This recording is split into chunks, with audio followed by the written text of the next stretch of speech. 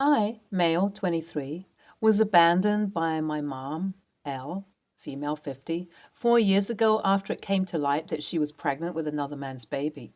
My father, X, male 52, was distraught and immediately divorced her, and she left without a single shred of remorse to start a new life with her new husband across the country.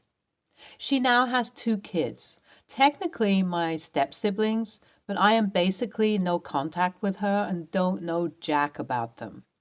My father spiraled deeply after the divorce and was never the same and passed away a few months ago due to a tragic accident. It has been deeply tragic for me and my remaining family, most importantly, my grandma and uncle. We are dealing with this loss together and trying to keep it together as things move forward. At the same time, I am blessed to have a loving and supportive partner, G, female 24, who has been my rock through all of this. She helped with the funeral, got me out of bed in the mornings, and helped me talk out all the memories I had with my father. The funeral happened yesterday, and my final goodbye to my dad was sullied by the presence of my mom, although it's my fault for allowing her to come. It all started with a phone call the day after my father died. My mom called me and gave her condolences. She asked whether she could come to Dad's funeral, claiming that despite their distance, they had been married for years. I was hesitant at first since I didn't really want to have her company there, but I know my father was not the kind of man who would ban someone, anyone, from coming to his funeral. Besides, I didn't think I'd have much interaction with my mom anyways. If she wanted to come to pay her respects, that was fine by me, but nothing more. I told her as much, and she agreed to not push for a relationship with me. So on the day of the funeral, Mom shows up with her two kids in tow. This was already more than I had bargained for, and I didn't see the need to bring kids who had no relation to my father and were the spawn of the dudes she had cheated on him with to the funeral. I walked up to her and asked what she meant by bringing her kids here, and she replied, "I'll tell you soon, OP. Let's just pay our respects first." Gritting my teeth, I went through the rest of the ceremony. It was honestly quite beautiful, and everyone shared their best memories with Dad, and we all had a lot of fun remembering him for who he was. Tears were shed, and everyone felt closer to him. Thankfully, my mom didn't pull anything stupid like attempting to deliver a speech. Everyone there knew how badly she had hurt Dad. If she started getting all poetic about what their relationship meant to her or something like that, chances were that she'd be kicked out of the funeral. After everything was over and people were dispersing, my mom came up to me and began to catch up. I got to know the real reason for her visit. "Well, things have been a little tight for me and my husband recently, and I remembered that your father had left me a significant portion of money in his will. It was something we had discussed when you were born, and I don't think he'd changed the will after that. I want to be present when your father's lawyer discloses the will and makes sure I get a share." I was livid and kicked her out of the funeral with the help of my uncle and my grandpa. Dad was barely under the ground, and this woman wanted to peck away at his money. I hadn't even found the time to figure out how Dad's estate was going to be given out, and she'd apparently been plotting it for ages. After I got back from the funeral, I got a long-winded email from Mom talking about putting the past behind us and how it would be not for her best interest, but for my two innocent kids, like for their college, yada, yada, yada. I wasn't going to fall for this emotional manipulation, and all it did was make me angrier. She was completely okay dropping me like a stone, but she wanted me to feel something for her brats? Nuh-uh. Unfortunately, I didn't really know much about Dad's will, if he'd even made one. I don't think Dad was that good with stuff like that, but we did have a family lawyer who would be able to shed light on the issue. It turns out we don't have any record of Dad having written a formal legal will, so something called an intestacy takes over, and the will is a template from our state. It works out pretty well for us, though, as the estate transfers to me, and I can always give money to the people I knew my dad cared for. I don't know how, but my mom found out about this and called me again, asking me to reconsider sharing some amount of the inheritance with her and her family. The amount I'm getting is quite huge, as we lived a very comfortable life, and Dad's property transfers to me too. So honestly, giving some cash to Mom won't put much of a dent in my prospects. But I still refused on the matter of principle, and because of how badly she treated me and Dad. AITA for not letting her have some of the inheritance? Update 1.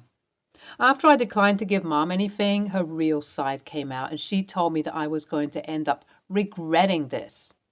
Then, a few weeks after that, I got a summons to court where my mom was contesting the distribution of Dad's assets because he had created a will during their time together.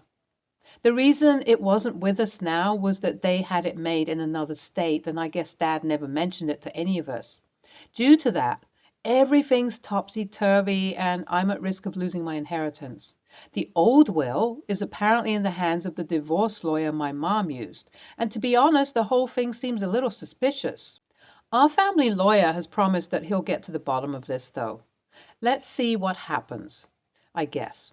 I don't know whether Dad had written a will when I was younger or before I was born, and to be honest, I don't know the law too well.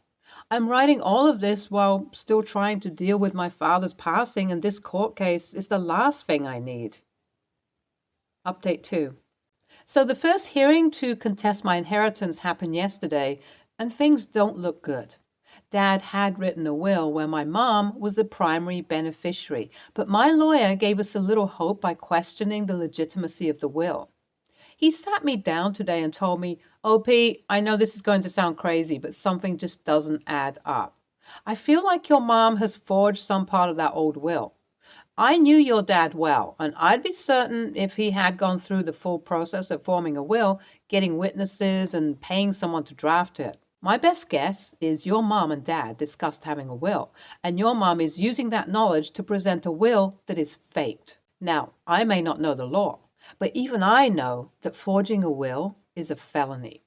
My mom must have been really desperate to try and dupe the court like that.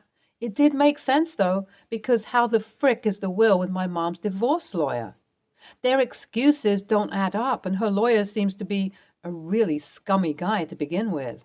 I'm not sure where we'll find proof, but I hope this mess gets sorted out easily. I kind of have an idea in my head, but I'm not sure how to implement it. I'll keep you guys posted once the result of the hearing comes out. Update 3. The case got settled in my favor, and boy, it's a long story. Things looked like they'd be muddled for months before the case would be settled, but I played things a little dirty. I tracked down the office of the lawyer Mom was using and bribed his secretary to give me all the files he had on our case. This lawyer was sloppy as all hell, and it was easy to get some really incriminating info about the shady stuff Mom had been doing really easily. Most importantly, we got access to the original copy of the will and got it analyzed, and the paper is like from 2 months ago. It's been made to look dated, but it's clearly a fake. Interestingly, we came across a piece of paper with the details of a will in Dad's handwriting, which seemed to be legit, but it was only a few random scribbles that wouldn't hold up in court. It's clear that my parents had gone 50% of the way to making Dad a will, and Mom had that document with her, but it was never made into a proper document. The craziest thing is, my lawyer said that they'd probably have an easier job trying to contest my inheritance by being honest. But the forgery has messed things up for them big time. My mom might be facing jail time, and I'm countersuing for damages, while her lawyer is likely going to lose his license. Good riddance, I say. Bro thought he was Saul Goodman or something. After all this, I can thankfully put this whole thing behind me. I haven't even had time to process everything that's happened due to my mom's intrusion. I've been distant in my relationship and slipped up at work. However, the people around me have been super understanding about what's been going on, and that's helped me feel like at least everything hasn't been derailed. Since everything else in the now standing will is pretty cut and dry, everything should get sorted in a few months. I think we'll sell the house, as it's too painful to live there with all the memories attached to it. And I'll give a chunk of Dad's physical assets to his brother, my uncle, and his mom. We've discussed what to do with the money, and the best thing seems to be to invest it for the future or buy a house for me and my partner. Either way, those things are inconsequential because I'm just happy that my mom couldn't get away with her shitty behavior. If I was almost no contact before, I'm going full no contact now. NTA, but I was super worried for you when the lawsuit came up in your update. When my friend passed away, his ex's father got a part of his inheritance because he was still written down as a secondary benefactor. All of this stuff is really dicey and needs to be kept in order. NTA, but you shouldn't even have let your mom come to the funeral. If she just dumped you without a second thought and still thinks only about her two new kids, it's clear she doesn't care about you. That may be tough to accept, OP, but you need to move on. Next story. I, 36, female, had a child in 2021 who's now 1 year old. When I was pregnant, my friend Michelle, my age, had given me a gorgeous necklace as a present for my pregnancy. She said I could do what I wanted with it. It came in a beautiful little box and ribbon, and I had planned to keep it in the family. Recently, to celebrate my son, Matt, first birthday, my sister flew in from England to help with my baby. My sister is a jeweler as well, conveniently. She does live far, and we often communicate only through text or call, and the COVID situation from 2021 made it even harder to see each other. I never really discussed the necklace with my sister until then, as I always thought it was a cheaper present. Until I put it on when we were going out to dinner. I'd left Matt with a babysitter and we were at the restaurant when my sister asked where I got the necklace from. I was happy she noticed, but told her it was a gift and my sister asked me to look at it. I didn't think much of it until she mentioned it seemed expensive. And after a bit of searching and checking around, we found out it was actually worth a ton.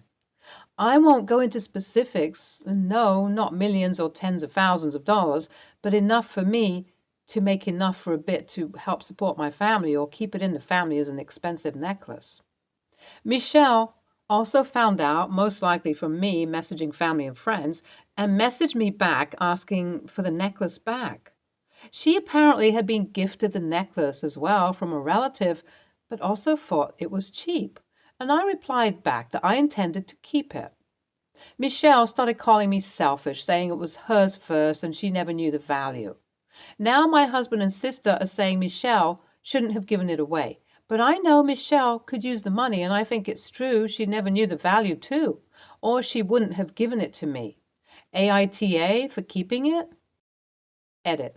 No, I was not going around bragging to everybody about this necklace. I told my mom, and word gets around our family fast, so everyone was excited since my parents and their parents hadn't grown up in the best situations, and this was a big deal to all of us. How exactly Michelle found out is beyond my knowledge, but it wasn't from me pushing it in her face. ESH. This wasn't something you needed to brag about or whatever caused multiple people to find out about. And friendship should be more important. For your friend, asking for a gift back is just tacky. I'd give it back just so she can take it to a pawn shop or even a jeweler or estate buyer just to get 10% of its worth. If you guys don't even know how to tell if it was worth anything, then you certainly will get killed selling it. You have one person and some Googling telling you it is worth something. A pro or someone on Facebook Marketplace are not giving you somewhere near its value. NTA, she gifted it to you. In essence, she transferred ownership. If you give away or sell an item without knowing its value, it doesn't undo the sale if you find out it's worth more. I wouldn't call her an AH for asking if you would give it back. I'm calling her an AH for regifting something she thought had no value, then blaming you for her own actions. Next story. I, 18, female, am the only daughter in a family of 4 boys, 15, 13, 10, 8. Our dad is pretty much a single parent since he and our mom divorced when the boys were younger, and mom lives out of the country with her husband. It's more or less become my job to be the mother, too, which is fine, I guess. I'm doing college online, so it's not like I wouldn't be home to do stuff anyway. One of my unofficial jobs is to help my dad grocery shop. I used to go with him to do it, and I would make the list myself and just grab what we needed. But now that I drive the boys around for their extracurriculars and I'm busy with school or chores when I'm not helping them, I don't really have the time. I just started writing the list and giving it to my dad so he could go out and get what we needed. Every single time this man has gone to the grocery store by himself, he has either completely forgotten about the list, remembered the list and lost it, remembered the list but ignored it, or somehow could not find more than half of the things on it. It's hard to cook an actual dinner when literally half of what he ends up bringing home is frozen meals and pasta sauce, but no pasta. I brought it up to him, but Dad keeps saying that if I would just make time to go with him or if I went on my own, it would probably be easier to get what we needed. I said that we could switch jobs, so he takes the boy to their things and I get groceries. But he said he doesn't know their schedules and he wouldn't want to mess it up for them. He said he'd go grocery shopping today and asked me to go with him. But I was working on some stuff for my finals before I had to drive the 10-year-old and 8-year-old to their practices, so I couldn't go. I started making the list like I usually do, but because I didn't want to end up with only half of what I'd put on there, I went and printed the layout of the grocery store. I even went online and found which aisle each product was supposed to be in, and I color-coded the stuff he needed to get. I left it for him on the table and then went to take the boys. While I was doing schoolwork during their practice, my dad called me asking why I felt the need to color code a map for him, like he was a toddler in need of specific instruction. I replied saying that I only thought the map might make it easier for him to find the things I put on the list, since I also made sure that everything was in stock online. It's been hours since we've gotten back home and he's very clearly upset with me, but he did get the stuff on the list this time. I don't know. I think maybe I just made him feel like an idiot and that's why he's upset. Was the map thing a little too much? Edit. I don't really talk to my mom much, so that's why I haven't asked her for help with this or anything. I don't even know what help she could provide since she lives halfway across the world. My brothers do recognize that our dad doesn't really do much other than work and come home. The boys help when they can and they offer to do more. I just usually tell them to focus on doing the few chores I've given them while I handle everything else because it's just what I'm used to now. My 15-year-old brother will be doing most of the driving once he gets his license. He has his permit right now, so I can't just send him out on his own, LOL. Also, all the comments really did put a whole lot into perspective for me. I'm realizing how unfair a lot of this has been on me. And I'm going to try to talk to my dad about it because I do want a social life outside of conversations with the moms on the practice field. NTA, your dad is asking too much of you and he's avoiding his responsibility as the parent. He could and should learn their schedules. He just doesn't want to. You should have a serious talk with him about whether he either steps up or he hires help. NTA, I really don't see what you could have possibly done that's wrong. If he's genuinely forgetting the items, you provided a guide. If he just isn't trying, he brought this response on himself. If it's the former, he may be developing some form of dementia. However, has he always been so forgetful? What sucks about this situation is the position you have been put in. You deserve credit for rising to the challenge, but he is just putting way too much on your shoulders. Did he act this way before the divorce? I ask because it sounds like he's treating you more as a replacement for his wife in domestic homemaking chores than as an individual. He needs to start stepping up and doing more instead of dumping everything but the groceries on you. And he does those half-heartedly and begrudgingly, and leaving it there. Stay tuned for more stories from our girl relationships.